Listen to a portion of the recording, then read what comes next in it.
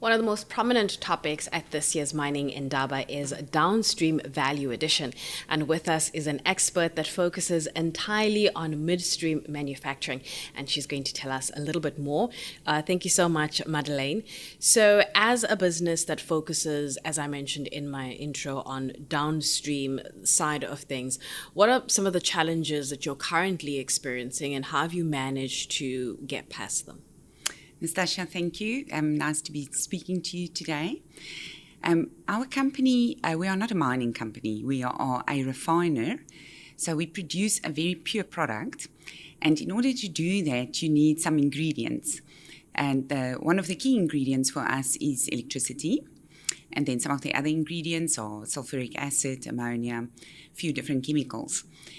The challenges in South Africa, having mentioned electricity, so the cost of electricity and the rate at which it has increased, that's really a huge detriment to beneficiation. Local beneficiation has really suffered on account of that.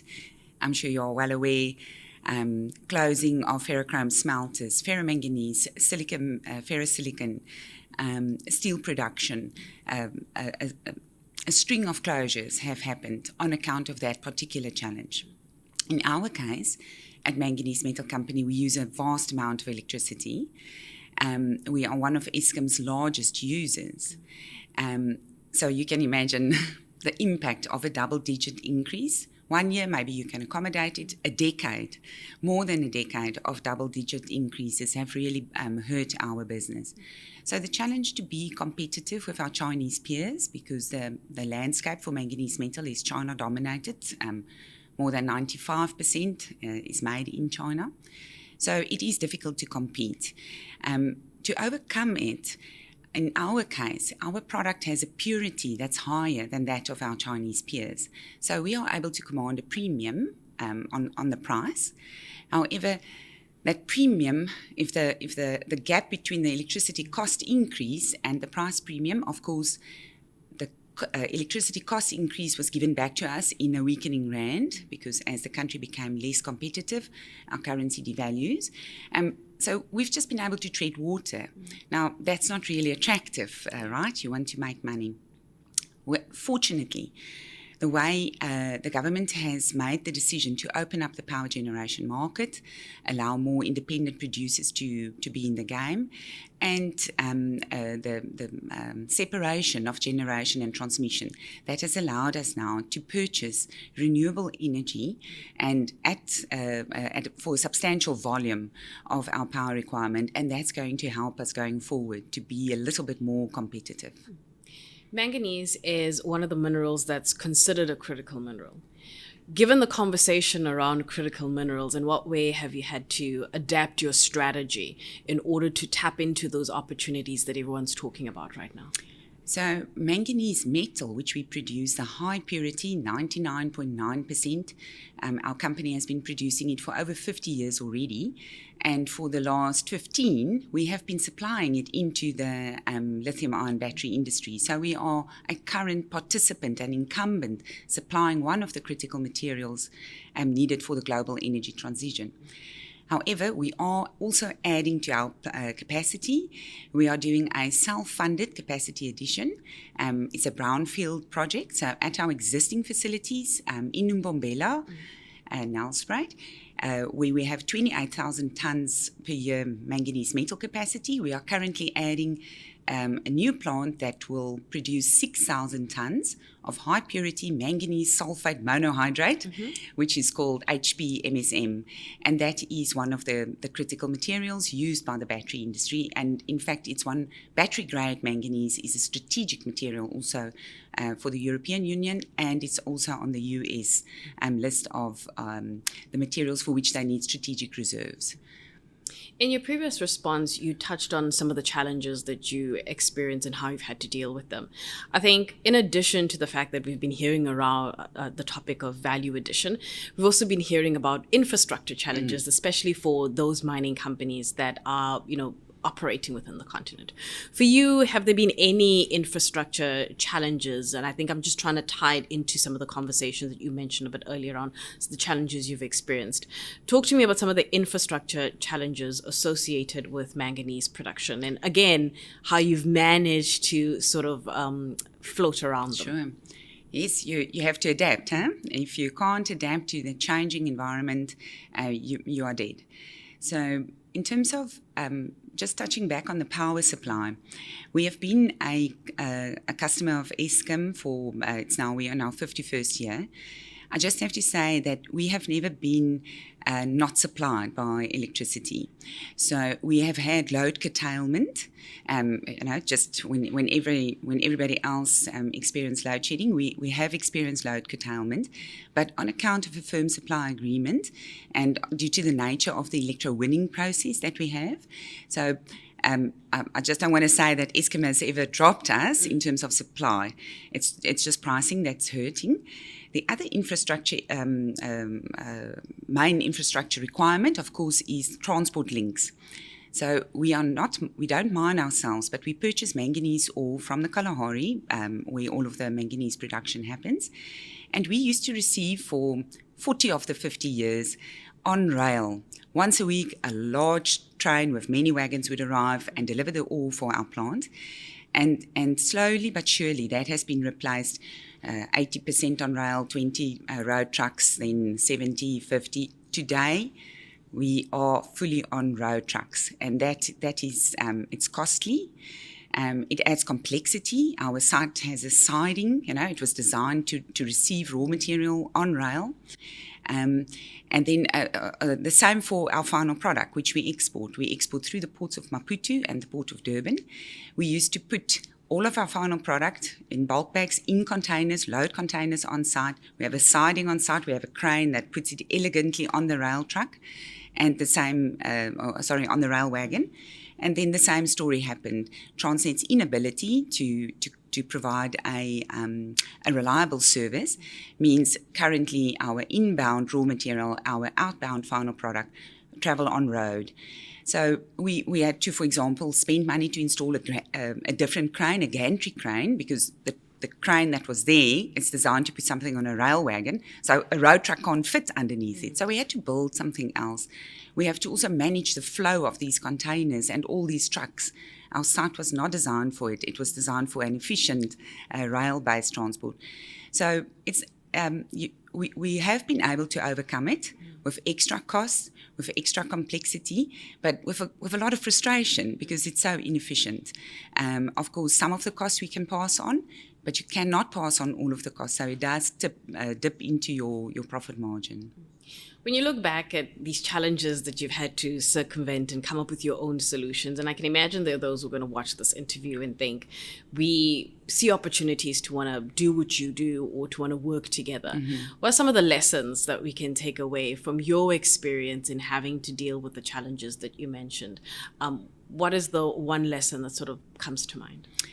On the manganese metal side, the product that we've made all the years, I would definitely say be sure that you have a good team. You need a strong team that's dedicated and motivated and understand the process, because you're going to have all these external things happening. I've mentioned the rand, movement in the rand, something like that. It impacts on the business. So there are certain things that are out of your control. But if you have a strong team that knows, everybody in the organization needs to know what they're doing and why they are there and what's the value of their contribution. That's, of course, that you have like an inside power, so that when these external things happen, then you navigate them, you form your plan, you speak to the right people, right relationships in government, of course, very important, and strong relationships with your customer, so that you can explain to them, okay, the truck never pitched up today, or the port of Maputo at the moment, we cannot use it, so the transit time through Durban might be longer. So that's strong relationships internally and externally. When it comes to those relationships internally in that team that you mentioned, how easy or difficult is it to be able to attract the right talent in the business that you're in? Because we've been talking about upskilling, especially when it comes to the tech side of things, AI, automation in the mining industry. For you as the team, is it easy to attract and retain that talent in order to form that formidable team that you want? It is a challenge. That is definitely also one of the things that's not too easy to do. I will say it's not due to a lack of talent in South Africa, but what we do is very unique. We are the only producer outside of China doing this. So when we can't go and headhunt somebody or, call someone back because we are very, very alone in that sense. However, for the battery segment, the plant that we are currently building, the capacity expansion specifically for battery-grade manganese, we were able to attract extremely intelligent chemical engineers, chemists, and they can see the value of what they're going to do. They can see how we are part of the global energy transition, how we are part of beneficiation in South Africa because of the model to mine and export the unprocessed ore. We know, the value addition with beneficiation, it's so much greater. So it does give you purpose. And then I have to give lots of credit to that technical team. They have devised a process flow, actually two process flows.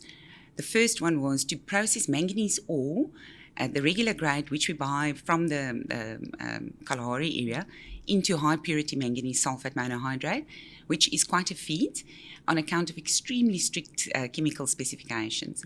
And then they have also devised, out of the learnings from that, a second process flow to also make the battery grade out of our already pure manganese metal, but which isn't quite pure enough. And I think the value of, I can apply my chemistry know-how. I'm part of a team. I can see we're going somewhere. The business owners, MMC is privately owned. The business owners believe in the company. They are investing, expanding capacity in a time where there are, maybe some concerns. Rates of EV uptake is faster and slower, and changes in policy, all of that uncertainty. However, within that, this team, they can see, I can put my chemical knowledge to use. We're going to build a plant. We're going to participate in the global energy transition. It gives you purpose. In fact, our company's, we call it our purpose statement, is called Creating Strength. And that plays off the role of manganese in our traditional markets, steel making, aluminium, alloying. It gives strength. But creating strength, of course, you can use it for so much other ways to express yourself, creating strength in the lives of our employees, creating strength in our local community, creating strength for South Africa. And I think people, they enjoy being part of that. We've been talking about future-proofing the African mining industry. So I'm going to spin this one around a little bit. What does future-proofing local beneficiation look like for you? Okay, that's a very hot topic. So the key reason why local beneficiation closed in South Africa for various minerals is the lack of competitiveness with our Chinese peers on account of a high electricity price. That's as simple as that.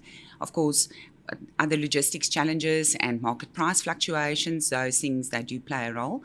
But at the heart of it is the cost of electricity and how that escalated over the years.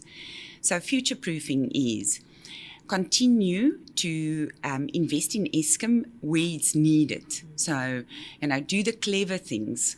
Some of the clever things have happened already. Stop the very old power stations, allow IPPs to put their renewable energy through the transmission network, and to that effect, Eskom has been separated between generation and transmission, opening up that market, making it easy. MMC, we have just last week signed a very large offtake agreement for renewable power. Of course, there are some CPs and funding needs to happen, and the stability of the network transfer fee, because it's a 20-year term. So securing power, making power available, making it easy for IPPs, not too cumbersome, So that if there's a project, because every project needs electricity, energy, so whether it's grid powered or standalone, some of the projects in some of the more remote places, they need standalone solar power with storage or with backup generators. It shouldn't be difficult to put that in place. The market is difficult enough. Yeah.